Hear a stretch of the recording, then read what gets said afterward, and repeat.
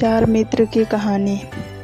एक गांव में चार मित्र रहते थे। उनमें से तीन बहुत ही विद्वान थे, पर वे व्यवहारिक ज्ञान की दृष्टि से एकदम कोरे थे। चौथा मित्र पढ़ा लिखा तो कम था, पर वह व्यवहारिक ज्ञान में माहिर था। एक बार चारों मित्र अपना अपना भाग्य आजमाने राजधानी की ओर चल पड़े। रास्ते में एक जंगल आया। वहाँ उन्हें एक पेड़ के नीचे कुछ हड्डियां दिखाई दी। उनमें से एक व्यक्ति ने उन हड्डियों का निरीक्षण करते हुए कहा, ये हड्डियां किसी शेर की है। इन हड्डियों को एकत्र कर मैं अपनी विद्या से मरे हुए शेर का कंकाल तैयार कर सकता हूँ।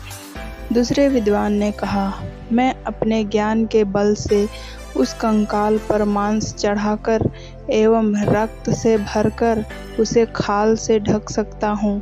तीसरे विद्वान ने कहा, मैं अपनी विद्या से इस निर्जीव प्राणी को जीवित कर सकता हूँ।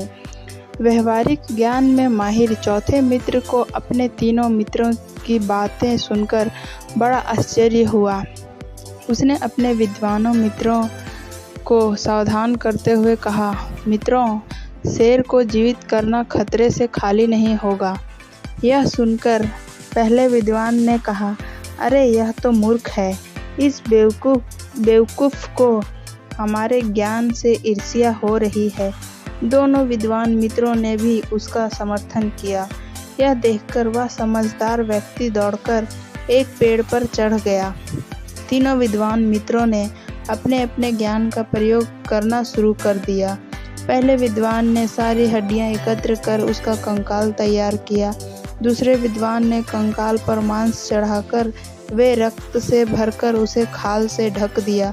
तीसरे ने अपनी विद्या का प्रयोग कर उस निर्जीव शेर में जान डाल दी। जान आते ही शेर दहाड़ता हुआ खड़ा हो गया और तीनों पर टूट पड़ा। तीनों विद्वान वहीं ढेर हो गए। व्यवहारिक ज्ञान एवं सूझबूझ के कारण चौथे मित्र की जान बच गई। शिक्षा: ज्ञान का अव्यावहारिक उपयोग बड़ा ही खतरनाक होता है।